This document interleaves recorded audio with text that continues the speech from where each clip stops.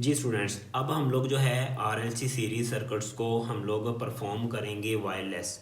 तो यहाँ पे देखें मेरे पास मैंने यहाँ पे क्या है, ये देखें मैंने इनपुट वोल्टेज कितने दिए हैं 12 वोल्ट। तो मैंने यहाँ से एक वायर कैपेसिटर को लगा दी इस टर्मिनल के ऊपर और दूसरी वायर इधर रजिस्टर के क्रॉस लगा दी, यानी कि रजिस्टर की जगह मैंने बल्ब लगाया है। और ये वोल्ट मीटर बच्चों अभी जो है ये देखें, ये जो मेरा वोल्ट मीटर है ये आप इंडक्टर के क्रॉस भी लगा के देख सकते हैं, कैपेसिटर के क्रॉस भी। ठीक है, तो यहाँ से ये वायर इधर लग गई है और यहाँ से एक वायर इधर लग गई है।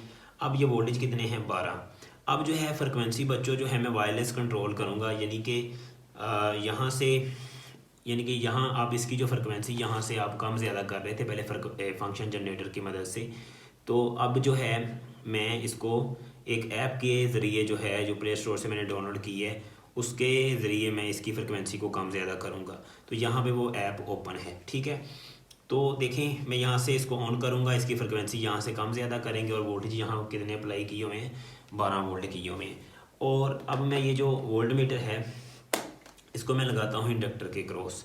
ठीक है, तो आप इसके वोल्टेज चेक करें। तो पहले मैं यहाँ से ऑन करता हूँ, देखें मैंने ऑन किया, देखें बल्ब ऑन हो गया है। ठीक है, अब देखें बच्चों अब क्या करना है, मैं इसको वोल्ट मीटर को जो है यहाँ इंडक्टर के क्रॉस लगा रहा हूँ वोल्टेज चेक करवाने के लिए आप लोगों को। तो देखिए ये कितने आ रहे हैं 26 वोल्ट आ रहे हैं। ठीक है, 26.1 या 0। ठीक है, तकरीबन 26 वोल्ट है। तो अगर मैं यहाँ से फ्रिक्वेंसी बढ़ाता हूँ या कम करता हूँ, देखिए अगर फ्रिक्वेंसी कम करता हूँ तो इंडक्टर के क्रॉस के यहाँ वोल्टेज कम हो रहे हैं। हमने पढ़ा है फ्रिक्वेंसी कम करने से इंडक्टर के क्रॉस वोल्टेज कम होते हैं, तो देख लें कम हो रहे हैं। ठीक है, अगर मैं फ्रिक्वेंसी बढ़ाता हूँ तो इंडक्टर के क्रॉस वोल्टेज जो है बच्चों क्या हैं बढ़ना शुरू हो गए हैं। देखें इंडक्टर के क्रॉस वोल्टेज जो है बढ़ना शुरू हो गए हैं इस रिलेशन के अकॉर्डिंग। और अगर हम कैपेसिटर के क्रॉस बात करें तो कैपेसिटर के क्रॉस क्या है, फ्रिक्वेंसी बढ़ाने से वो वोल्टेज कम होते हैं। तो देखिए मैं वोल्ट मीटर इधर लगा के आपको चेक करवाता हूँ। तो देखें ये वोल्ट मीटर मैं इधर लगा रहा हूँ। ठीक है, तो अब देखें यहाँ पे मैं जो है फ्रिक्वेंसी अगर बढ़ाता हूँ तो देखें फ्रिक्वेंसी बढ़ाने से कैपेसिटर क्रॉस वोल्टेज कम होंगे। तो देखें ये कम हो रहे हैं वोल्टेज, देख लें 24 हो गए हैं। ठीक है, और फ्रिक्वेंसी बढ़ा रहा हूँ 23 हो गए हैं। ठीक है, तो फ्रिक्वेंसी बढ़ाने से यहाँ वोल्टेज कम हो रहे हैं और कम करने से फ्रिक्वेंसी कम करने से यहाँ वोल्टेज बढ़ेंगे कैपेसिटर के क्रॉस। देखिए मैं फ्रिक्वेंसी यहाँ से कम करता हूँ, तो मैं फ्रिक्वेंसी कम कर रहा हूँ तो यहाँ वोल्टेज बढ़ रहे हैं, देख लो कैपेसिटर के क्रॉस। तो उस लिहाज से सर्किट का करंट भी कम ज़्यादा हो रहा है और बल्ब की ब्राइटनेस के ऊपर भी गौर करें। ठीक है, बल्ब की ब्राइटनेस भी कम ज़्यादा होती है। ठीक है, ये देखें। अब देखें मैं आपको एक ख़ास फ्रिक्वेंसी दिखाता हूँ। वो फ्रिक्वेंसी जो है जहाँ पे आपको पता है इसके क्रॉस वोल्टेज और इसके क्रॉस वोल्टेज बराबर हो जाता है, उसको हम बोलते हैं रेजोनेंस फ्रिक्वेंसी। तो वो बच्चों जो यहाँ पे मैंने ढूंढ के रखी है वो तकरीबन 1950 हर्ट्ज़ है। ठीक है, तो अब देखें 1950 हर्ट्ज़ फ्रिक्वेंसी के ऊपर कैपेसिटर के क्रॉस कितना वोल्टेज है, तकरीबन 26 वोल्ट हैं, 26.1 वोल्ट। और अगर मैं आपको इंडक्टर के क्रॉस चेक करवाऊँ तो इंडक्टर के क्रॉस भी क्या होगा, इतना ही वोल्ट होगा। देखें ये यहाँ से बंद हो गया, ज़रा वेट करें।